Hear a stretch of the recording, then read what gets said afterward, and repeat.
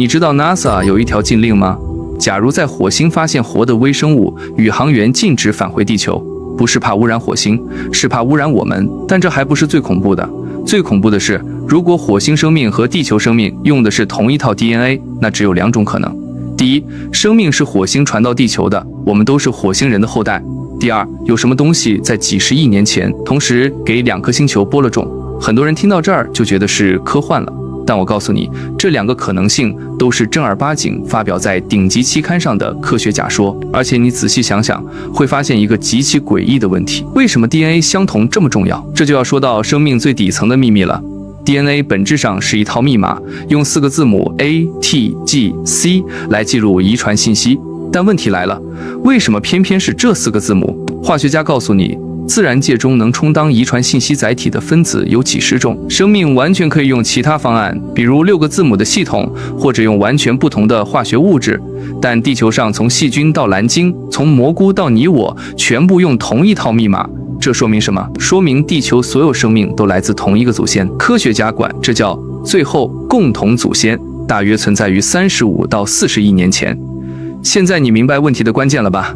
如果火星生命也用 DNA， 而且密码规则和地球一样，那只有2种解释：要么我们是亲戚，生命从一颗星球传到了另一颗；要么宇宙中有某种我们还不理解的机制，让生命在不同星球上趋同演化出了同一套系统。不管哪种，都是颠覆性的发现。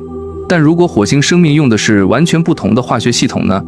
那更令人兴奋，这意味着生命可以独立起源2次，宇宙里的生命密度可能比我们想象的高得多。好，那火星到底有没有生命？我给你讲一个正在发生的故事。2024年7月 ，NASA 的毅力号火星车发现了一块石头，上面布满斑点，一种像罂粟籽，一种像豹纹。科学家花了整整1年分析。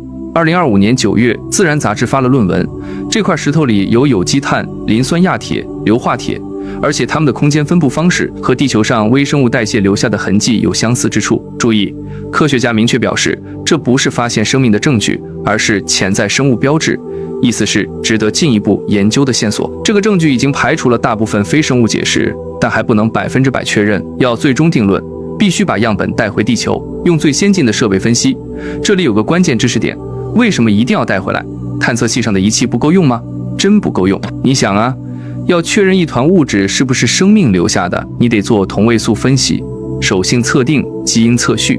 这些实验需要的设备动辄几吨重，耗电量巨大，没法塞进探测器。毅力号已经是人类送上火星最复杂的机器了，但它能做的分析依然有限。所以科学家的策略是，先用探测器筛选出最有价值的样本，封存起来，等将来的火星样本返回任务，把它带回地球。好，现在说说开头那个政策到底是怎么回事。 NASA 有个部门叫行星保护办公室，听着像漫威，但它的职责非常严肃，防止星球之间的生物污染。具体分2个方向，第一叫正向污染，地球细菌搭着探测器跑到火星上去。为什么要防这个？因为一旦地球微生物在火星扎根，以后你就算发现火星生命，也分不清是原住民还是偷渡客。所以每个发往火星的探测器都要在无尘车间组装，经过严格消毒，把细菌数量控制在极低水平。第二叫反向污染，火星物质被带回地球，这个更需要谨慎。地球生物圈演化了几十亿年，从没接触过外星微生物，我们的免疫系统对它们完全陌生，它可能完全无害，也可能带来未知风险。关键是在搞清楚之前，你不知道。所以按照规定，一旦宇航员在火星接触到疑似生命物质，他们不能直接返回地球，必须先经过严格隔离检疫，样本要封存在最高级别的生物安全容器里。这里有个反直觉的知识点，你可能觉得外星微生物要感染人类，得先演化出入侵人体细胞的能力吧？但问题是，风险不一定来自感染，外星微生物可能携带地球生物圈从未见过的化学物质，比如某种特殊的酶或化合物。它不需要攻击你，只要进入生态系统，就可能引发连锁反应。历史上地球物种入侵的案例已经够惨烈了，外星生物入侵会怎样？科学家必须谨慎对待。说到这儿，你可能会问，生命真的能在星球之间传播吗？从理论上说是可行的，而且我们有间接证据。1984年，科考队在南极捡到一块陨石，编号 ALH84001，后来证实它来自火星40亿年前，火星被小行星撞击碎片飞入太空，飘了上千万年后落到地球。关键来了，科学家测量了这块陨石在飞行途中经历的温度，发现它内部从没超过40度。这意味着什么？意味着如果当时火星有微生物藏在石头里，它们理论上可能活着抵达地球。地球上有一类生物叫极端微生物，专门在人类觉得不可能活命的环境里生存，有的能扛住零下270度，有的能在废水里繁殖，有的能在核辐射环境下照常生活。最著名的是水熊虫，它能脱水进入假死状态，几十年后遇水复活。科学家把水熊虫送上太空做实验，暴露在真空和宇宙射线下，居然活下来了。所以泛种论生命通过陨石在星球间传播，在物理上和生物学上都是可行的。当然，目前泛种论仍是科学假说，尚未被证实。而且这里有个大多数人不知道的事实，一些科学家认为40亿年前火星的环境可能比地球更适合生命诞生。当时的火星有液态水，有稠密的大气层，有地热活动，而同一时期的地球正在经历晚期重轰炸，天天有小行星砸下来，环境极端恶劣。所以有研究者提出一种假说，生命可能先在火星出现，然后通过陨石传播到地球，最后在地球发扬光大。因为地球质量更大，引力更强，能留住大气和海洋，成了生命的温床。如果这个假说将来被证实，那人类起源于非洲这句话就要加个前传了。更准确的说法可能是生命起源于火星，最终在地球繁荣，人类在非洲演化出现。那为什么火星现在变成了荒漠？这是另一个硬核知识点。火星的致命伤是它太小了，它的质量只有地球的10%，引力弱，留不住大气。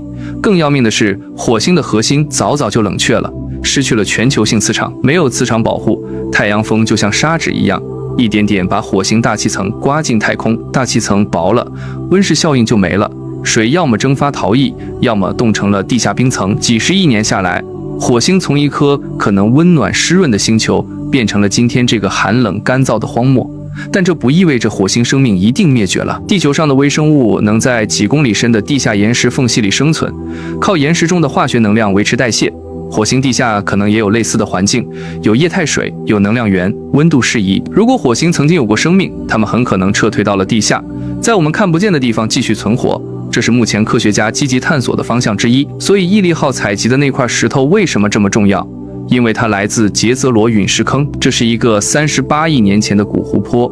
那个时代，火星地表还有液态水，是生命存在的黄金时期。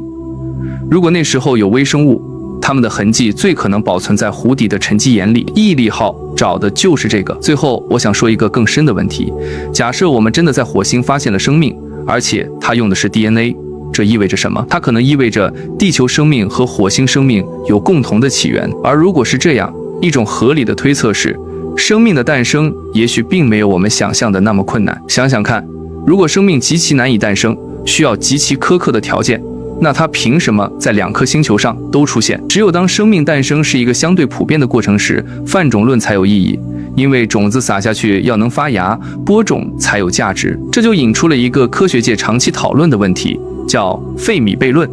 如果生命容易诞生，宇宙中应该有很多文明，但为什么我们至今没有探测到任何外星文明的信号？科学家提出了很多可能的解释。一种是生命容易诞生，但很难演化成智慧文明。也许从单细胞到多细胞，从多细胞到智慧生物，每一步都有极高的淘汰率。地球可能只是运气好，连续闯过了所有关卡。另一种可能是智慧文明容易诞生，但存续时间有限，可能因为各种内部或外部因素而消亡。这些都是科学界正在讨论的多种假说之一，目前没有定论。所以你看，一块火星石头牵扯出的是人类最根本的问题：我们从哪里来？我们在宇宙中是孤独的吗？如果不孤独，为什么寂静无声？这些问题的答案可能就藏在毅力号封存的那个钛合金管里。NASA 原计划2030年代初把样本带回地球，但预算问题导致时间表仍在调整。